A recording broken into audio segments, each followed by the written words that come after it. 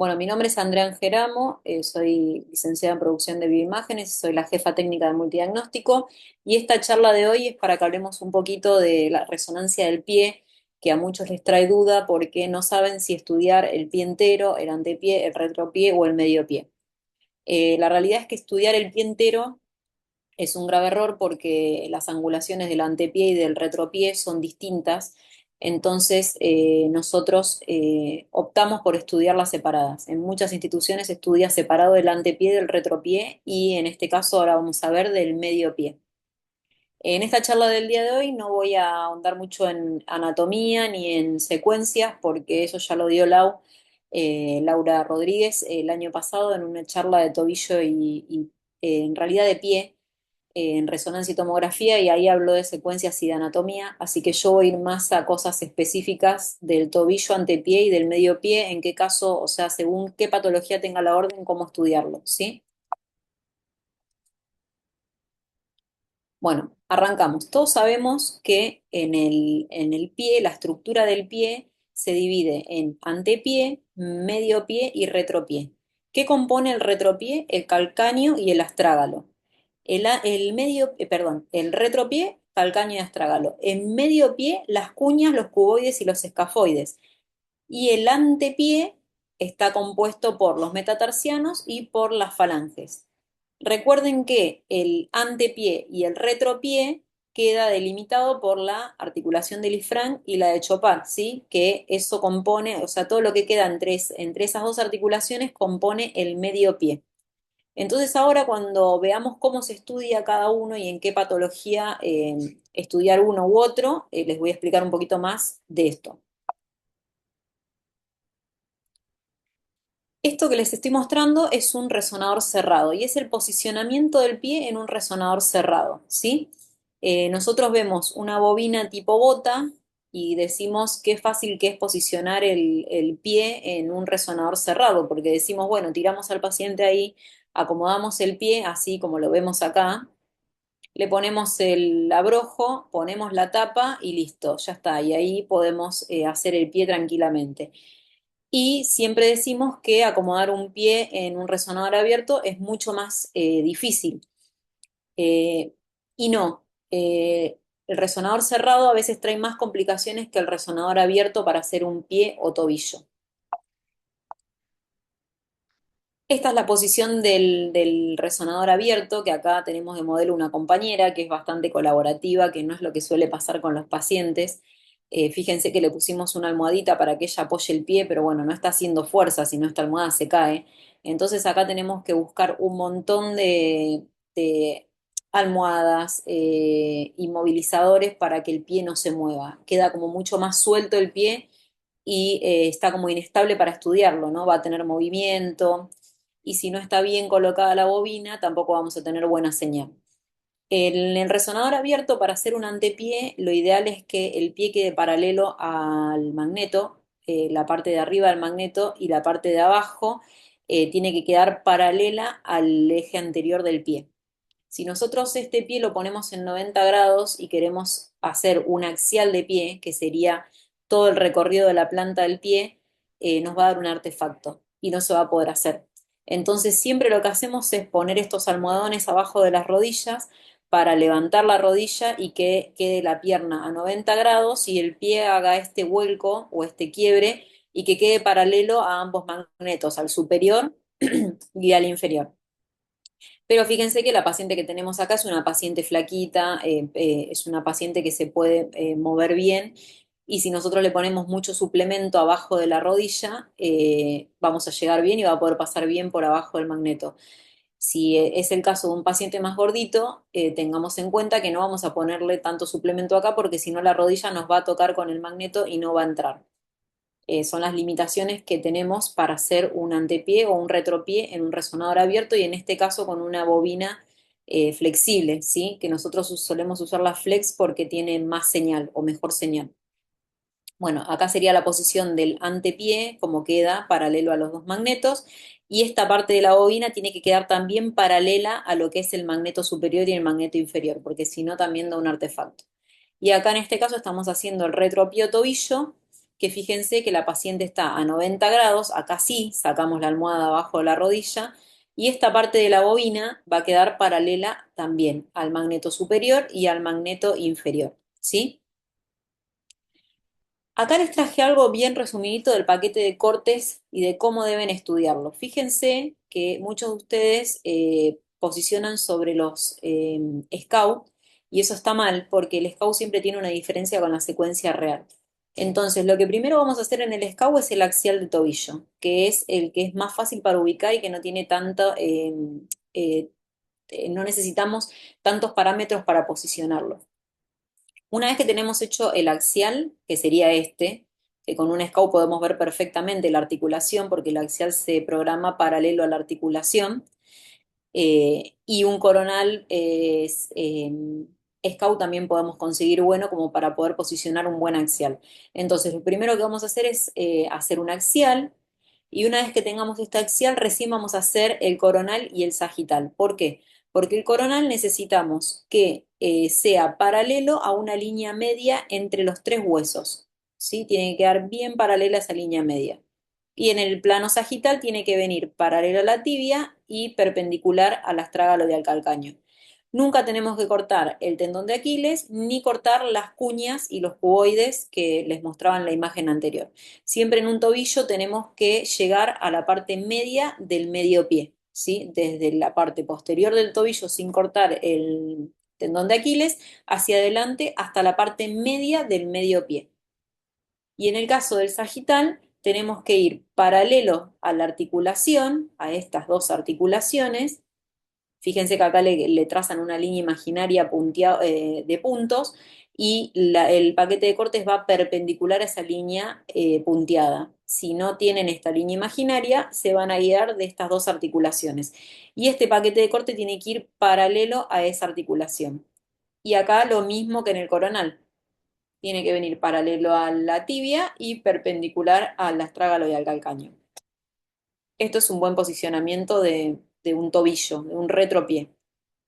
Ahora vamos a ver el antepié, que es totalmente distinto al retropié. Por eso les decía que se estudia distinto, porque imagínense que nosotros estudiamos un pie entero y cuando nosotros queremos hacer, en este caso, el coronal, fíjense que en el antepié el coronal va perpendicular a lo que son los metatarsianos, pero en el retropié iba, dijimos, paralelo a la tibia y perpendicular al astrágalo y al calcáneo. Entonces nos quedaría en un caso el paquete así y en la parte de atrás, en la parte del retropié, el paquete así. Entonces nuestro coronal acá no quedaría igual que acá. Por eso se hace separado el retropié del antepié. En el caso del antepié, el paquete va a ser un paquete que va a ir perpendicular al metatarsiano y tiene que agarrar desde los dedos hasta la parte posterior del medio pie. O sea, no debe incluir ni calcáneo ni astrágalo, pero siempre debe agarrar el medio pie. Entonces, si vamos a hacer solamente retropié, el paquete de cortes va desde la parte media del medio pie hasta donde termina el pie, hasta la parte posterior. Y si vamos a hacer antepié, los cortes deben ir de adelante de los dedos hasta la región posterior del medio pie, o sea, hasta donde termina el cuboide y las cuñas, ¿sí? Y los huesos naviculares, todo lo que compone el medio pie. Fíjense acá. Muchos libros muestran este corte coronal derecho. A mí me gusta hacerlo siguiendo las cabezas de los metatarsianos, o sea, más así, más angulado, dándole esa angulación, no esta angulación estricta que tiene acá. A mí me gusta más esta angulación, o sea, más angulado. Como muestra más acá, ¿ven? Que acá tiene el pie como más parejo y tiene todas las cabezas de los metatarsianos y va un barrido más limpio. Así que entonces hacemos coronal y el sagital, fíjense que va siguiendo el tercer metatarsiano. ¿Lo ven acá? No debe cortar ni el primero ni el quinto, ¿sí? Fíjense que acá agarra grasa y acá también. Y debe ir bien paralelo al tercer metatarsiano, ¿sí? Acá vamos a ver un poco el mal posicionamiento que yo les explicaba de lo que es el antepié o retropié en un resonador cerrado, porque nosotros nos confiamos de que tenemos una bota y que es mucho más fácil y decimos, bueno, ponga el pie acá Cerramos con el abrojo, ponemos la tapa y empezamos a hacer el estudio. Y acá empiezan los problemas. ¿Por qué? Porque el paciente pone mal el pie, por ejemplo, como en este caso, que no está apoyando toda la planta del pie y ya el tobillo acá no nos queda a 90 grados como debería quedar. Fíjense que si la paciente no apoya el talón, como en este caso, acá el pie nos queda tirando un 45 y acá también, y en realidad tiene que quedar como acá abajo, en un 90 grados, perdón, como acá abajo a 90 grados. Esto lo logramos, primero apoyamos el pie de la paciente y podemos empujar la bota hacia el lado de la cabeza de la paciente para asegurarnos de que apoye bien toda la planta del pie, o le decimos a la paciente que se vaya hacia abajo y que nos avise cuando tenga toda la parte del pie de la planta del pie apoyada en la bota. Otra cosa importante y no menor, en muchos servicios tienen la bota sin las almohadillas estas que vemos acá a los costados y abajo. En este caso, acá, abajo de la planta del pie, le falta una almohada. Porque cuando la anatomía del paciente toca el plástico de la bobina, ya sea en la parte de plantar o a los costados, sale un artefacto en la imagen, que es muy sutil, muchos no se dan cuenta y este estudio viene recitado como en esta imagen que les muestro acá. Fíjense este caso, el paciente tiene el pie a 90 grados, perfecto, como dijimos en la imagen anterior, pero no tiene ninguna almohada, ni la de la planta del pie ni la de los costados. Fíjense la leve desviación que tiene, que no está tocando el plástico, es una leve desviación hacia la derecha, y fíjense la diferencia en la imagen. Miren acá, esta imagen hiperintensa, y miren acá, no lo tiene.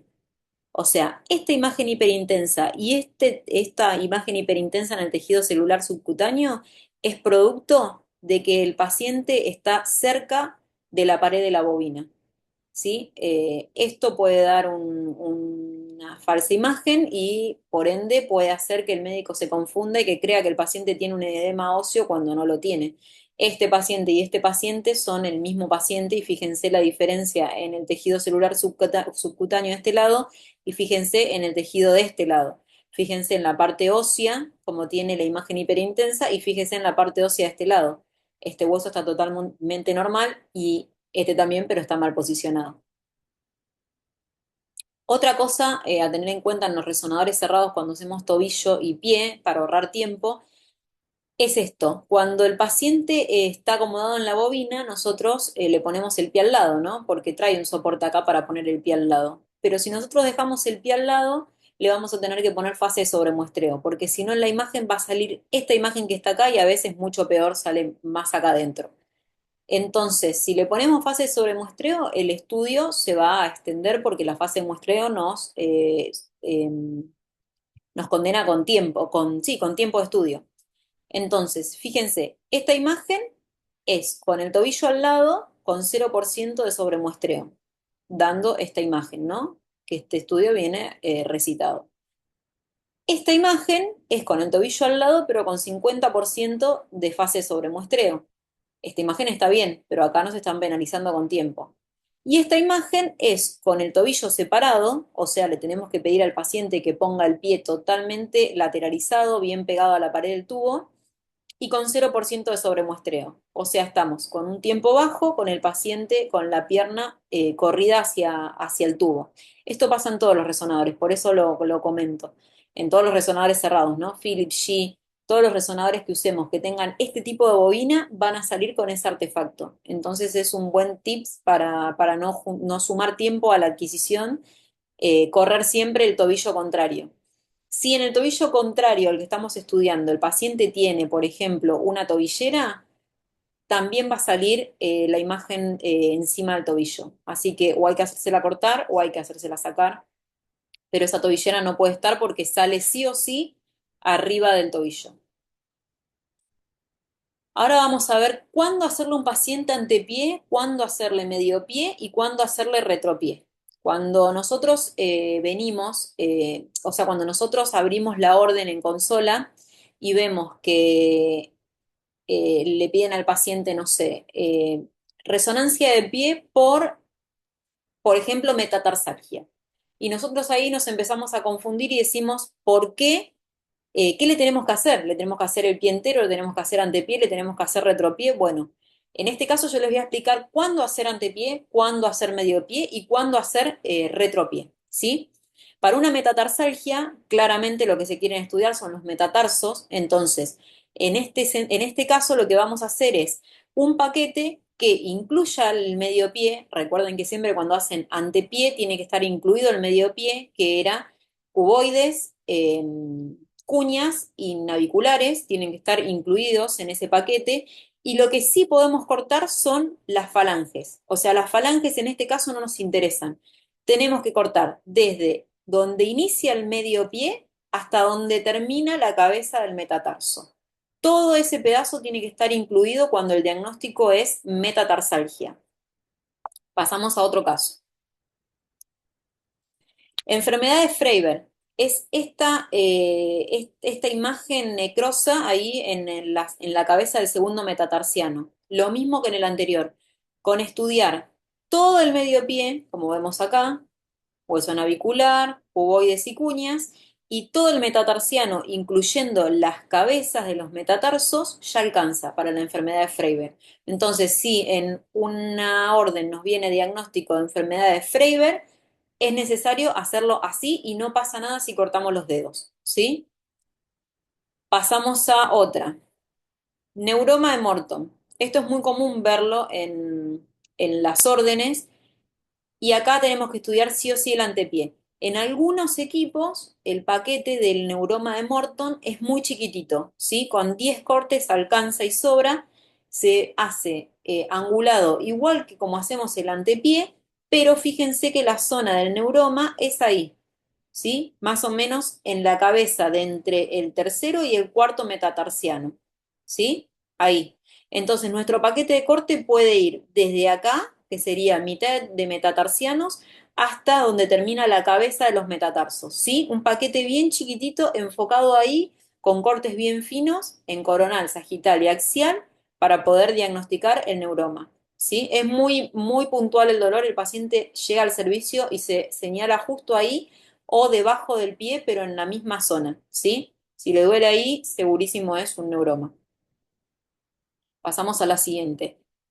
En este caso, dedo. En este caso no necesitamos estudiar el antepié. Dedo, alux valgus o alux rígido, se estudia solamente el dedo, que a diferencia de otros casos, siempre con Daniel acá en el servicio les decimos que cuando estudian dedo tienen que estudiar el compañero. O sea, se estudia, si tenemos que estudiar el índice, se estudian por lo menos 3 dedos para que el médico tenga una referencia de cómo cortar. O sea, tenemos que cortar este dedo, pero estudiamos los dos siguientes, hacemos un paquetito para que queden los 3 dedos adentro. En el caso del dedo del pie no es necesario. En el caso del hallux se estudia solamente el hallux, ¿sí? Dirigido todos los paquetes al hallux. No nos importa el segundo, el tercero, el antepié, nos importa solamente el primer metatarsiano y el hallux. Así que los sagitales van a ir paralelos al metatarsiano y al hallux, los coronales igual y los axiales igual, ¿sí? Turtov. Esta es una patología que también puede venir en la orden y que es la lesión del complejo de la cápsula ligamentaria del hallux. O sea, es una patología que se genera en esta cápsula. Se estudia exactamente igual que el hallux, ¿sí? Dirigido al dedo con el metatarsiano. O sea, al hallux y al metatarsiano, igual que como estudiamos el hallux rígido o el hallux común. ¿Sí? A veces vienen por un hongo en la uña, que también se estudia el dedo y solamente el dedo. A veces vienen por una fractura en ese dedo y también se estudia solamente ese dedo. No estudiamos los dedos de al lado en el pie, solamente nos enfocamos en el dedo que nos están pidiendo. Bueno, la sesamoiditis es algo normal. El hueso sesamoides tenemos todos, son huesos accesorios que podemos tener en el pie, pero cuando se genera sesamoiditis es una inflamación que duele justo debajo de lo que sería el hallux o de la cabeza del primer metatarsiano. ¿Sí? También se estudia el pie y el axial, como en este caso que está enfocado pura y exclusivamente al hallux. No nos interesa el dedo al lado. Ese axial tiene que ir así, chiquitito al hallux. Tobillo y medio pie. En el caso de los esguince de tobillos, acá tenemos que agarrar sí o sí el tobillo, que es la parte posterior, que sería la que está conformada por el calcáneo, el astrágalo y la articulación tibioperonia. Y también tenemos que agarrar la parte del medio pie, que es la parte de los cuboides, escafoides y naviculares. ¿Por qué? Porque fíjense que acá tenemos el esguince de pie o la torcedura puede ser siempre hacia afuera o hacia adentro, tengan en cuenta esto, y cualquiera de estos ligamentos se puede romper, elongar, así que necesitamos estudiar todo. ¿Y por qué hasta el antepié? Porque tenemos estos ligamentos que llegan al antepié, este y este, ¿sí? Fíjense que tenemos el ligamento tibio peroneo anterior, el tibio peroneo posterior, el astrágalo peroneo, perdón, el calcáneo peroneo y el astrágalo peroneo anterior. Cualquiera de esos ligamentos pueden elongarse. Fíjense que yo acá les traje una imagen en T1, T2 y densidad protónica y fíjense el cambio de señal. Ya en el T1 vemos un cambio de señal donde el ligamento ya no tiene la señal que debería tener. Fíjense acá en el T2 y fíjense ya en el STIR como nos da una señal hiperintensa que no debería tener en una resonancia normal. Así que recuerden siempre cuando la orden diga esguince, preguntarle al paciente dónde le duele. Siempre recuerden que el interrogatorio es fundamental. Siempre se pregunta si tuvo cirugías en la zona, si le duele la cara anterior, posterior, externa o interna, cuándo fue el traumatismo y si tuvo cirugías, la fecha de la cirugía. Y puntualmente, donde nos marque el paciente con el dedo, poner una marca de lecitina, solamente las capsulitas chiquititas porque las ampollas de líquido dan artefacto. Así que ponemos la capsulita de lecitina donde le duele al paciente o de vitamina y dejamos la marquita para que el médico tenga referencia de dónde es el dolor y revise ese ligamento bien. Vamos con la fascitis plantar. Este es el caso en el que el paciente viene con dolor bien puntual en el talón. Siempre te van a señalar con el dedo índice, me duele bien puntual el talón. Acá vemos la fascitis, cómo va cambiando de señal. Fíjense, acá viene negrita oscura como debería ser y acá cambia y se pone hiperintenso, ¿sí? Acá les traje en un dibujito una imagen de la fascitis plantar y donde el paciente puede referir el dolor. Puse dibujitos para que puedan más o menos orientarse en la anatomía y que no lo veamos solo en imágenes, que el paciente puede señalar puntualmente ese punto de dolor para la fascitis plantar. Fascitis plantar se estudia solamente el tobillo. Si en la orden dice resonancia de pie y el diagnóstico es fascitis plantar, no sirve de nada estudiar la parte anterior del pie, porque no nos va a dar ningún aporte. En algún momento se decía que se estudiaba la parte, o sea, el tobillo y se hacía un eje largo del pie para ver eso, esa fascia hacia adelante, a ver cómo. No, se estudia solamente tobillo, no sirve de nada la parte anterior. Vamos con el siguiente. Tendón de Aquiles. Fíjense estas dos imágenes. Este es un tendón de Aquiles engrosado y este es un tendón de Aquiles con falta de continuidad. O sea, acá está cortado. Cuando nosotros hacemos tobillo y la orden dice el diagnóstico algo referente al tendón de Aquiles, no lo corten. Pasó muchas veces en el servicio de que nos hacían el tobillo y cortaban el tendón por acá. O sea, ese estudio no tiene ningún sentido si cortan el tendón de Aquiles. O sea, la realidad es que el sentido del estudio es ver el tendón de Aquiles. Así que con que estudiemos solo el retropié, que abarque el astrágalo, el calcáneo, tibia peroné y la parte posterior, bien hasta donde termina el tendón de Aquiles, alcanza y sobra. Acá no necesitamos ni medio pie ni antepié. No tiene nada que ver el tendón de Aquiles con el medio pie y el antepié. Solo necesitamos parte posterior. Vamos a ver esta que es la parte del tibial posterior. Fíjense que el músculo el tibial empieza acá, hace todo un recorrido, después se forma el tendón y se inserta en la parte del medio pie.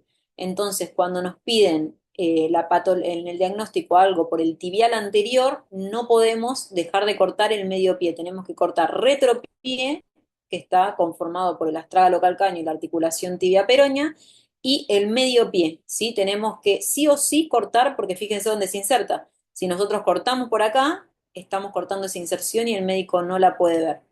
Acá les traje de referencia el dibujito de dónde les va a decir el paciente que le duele, ¿sí? Si el problema está en el tibial posterior, ¿sí? Acá vemos la imagen, cómo baja el tibial y se inserta, ¿sí? En una resonancia, como lo veríamos en un plano sagital. Vamos a la siguiente. Tendones peroneos. Fíjense, acá les traje una imagen axial para que puedan ver el líquido, cómo se llenó de líquido ahí el sector del tendón. Bueno, este es una rotura del tendón peroneo y se ve una tenosinovitis de los peroneos, ¿sí? Fíjense acá, la imagen muy particular. Cuando hagan un axial de pie, lo pueden ver. Fíjense acá cómo pierde señal. Sinovitis tarsal. El seno del tarso. ¿Todos saben dónde queda el seno del tarso? Esa es una gran pregunta que a mí me pasó de que muchos no sepan dónde queda el seno del tarso. Y cuando viene por una sinovitis tarsal, nadie sabe qué estudiarle, si antepié, si medio pie, si retropié. Entonces, bueno, el seno del tarso, acá está, se los presento para los que no lo conocían. Es este hueco que se ve entre el astrágalo y el calcáneo, y esto tiene una sinovitis tarsal, fíjense cómo tiene cambio de señal, pero bueno, el paciente va a referir siempre dolor acá, donde se está tocando, ¿sí? Por delante del maleolo. Ahí va a ser el sector del dolor del seno del tarso.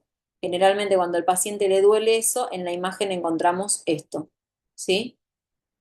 Recuerden, seno del tarso es esto.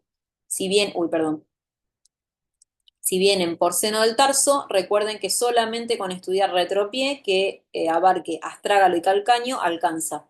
Acá no necesitamos ni medio pie ni antepié. Retropié para ver seno del tarso. Y la angulación es la del tobillo, la típica angulación de tobillo.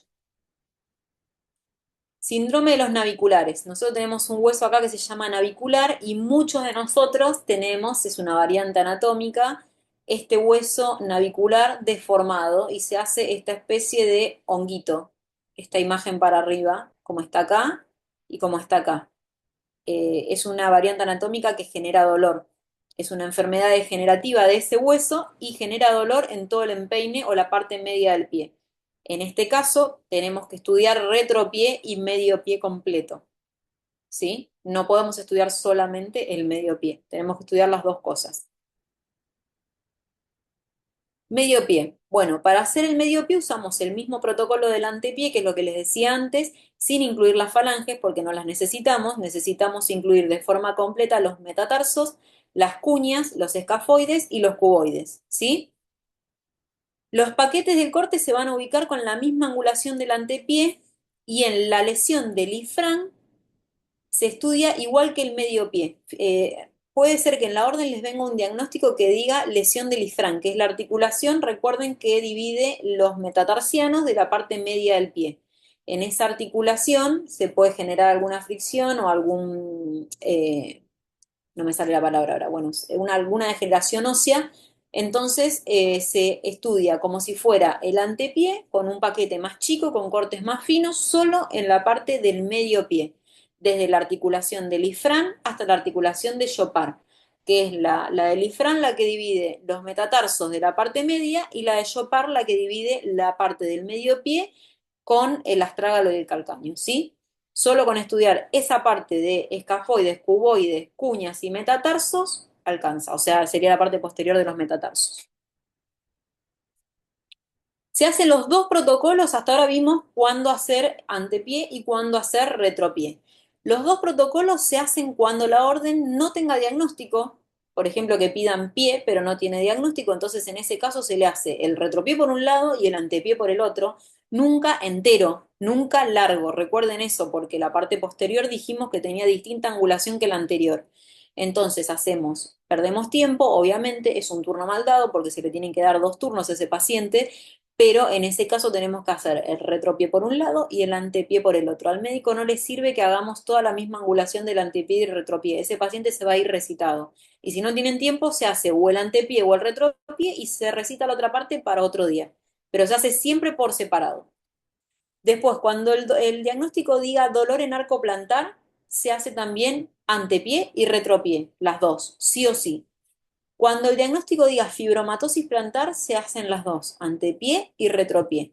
Tendinitis extensora, se hacen las dos, antepié y retropié.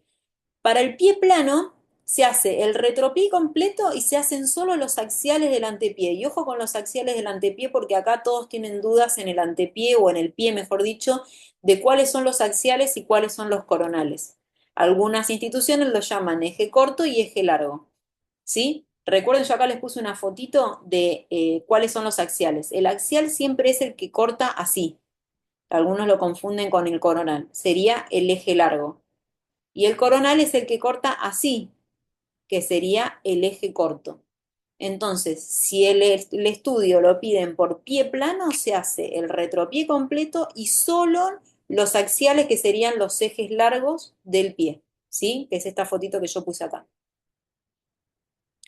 Acá les traje una foto en un paciente, en una foto de un humano, para que lo vean mejor, de cómo se ve la fibromatosis plantar. Fíjense que son como una especie de pelotitas en la planta del pie. Eso es una fibromatosis, para que lo tengan en cuenta por si el paciente les dice me piden el estudio porque me salieron estos bultitos en la planta del pie, ya más o menos tenemos la idea de qué puede ser. Y en la resonancia lo van a ver así, como esta imagen, esta protuberancia en los cortes sagitales y en los cortes coronales. ¿Ven? Acá en la secuencia FATSAT vemos hiperintensa esta pelotita, este bultito, esa sobrelevación en la planta del pie. Tenosinovitis extensora. Fíjense acá todos los extensores del pie como tienen imagen hiperintensa alrededor, ¿ven? Eso es líquido y es una tenosinovitis alrededor del tendón, o sea, líquido que se junta alrededor del tendón flexor o extensor del pie, ¿sí? De los dedos o del pie. Esto lo pueden ver en un plano coronal. Y por último, tenemos el pie plano, que se los traje, como lo nombré en la anterior, que se estudia el retropié y el eje largo, se los traje para que vean cómo se ve, a los que hicieron placas lo van a recordar, cómo se ve un sagital de pie plano. Fíjense el pie plano totalmente recto y cómo se ve un pie cabo, que tampoco es normal, con un arco enorme. Fíjense, pie plano comparado con este, pie cabo comparado con este y el pie normal, fíjense el arco que tiene, que es totalmente normal, ¿sí? Así que por eso para el pie plano se estudia retropié y el eje largo en las dos secuencias, en densidad protónica FATSAT y en T2, ¿sí? Bueno, espero que les haya servido, fue cortita, pero era para explicar un poco lo que era antepié, mediopié, retropié, que muchos confunden y no saben cómo estudiarlos. Me pareció interesante, cada vez que llega un pie, una muñeca al servicio, muchos tiemblan y más en el resonador abierto porque es difícil la posición y nada. Y las patologías que también a veces nos confunden porque en muchos lados se hace separado el antepié, el mediopié, el retropié y no sabemos en qué patología estudiar uno u otro, así que me pareció interesante traerles esto para que quede un poco más claro todo y que no estemos en las nubes cuando nos vienen estos pedidos. Así que bueno, esta clase queda subida a YouTube para muchos que no se pudieron conectar, no sabemos qué pasó con el enlace de las conexiones. Así que bueno, nada, queda subida a YouTube para que todos la puedan ver y muchas gracias a todos los que se conectaron. Nos vemos la próxima con Matías Picardo que va a dar una clase de secuencias EPI y no EPI en cerebro. Así que bueno, nada, hasta la próxima.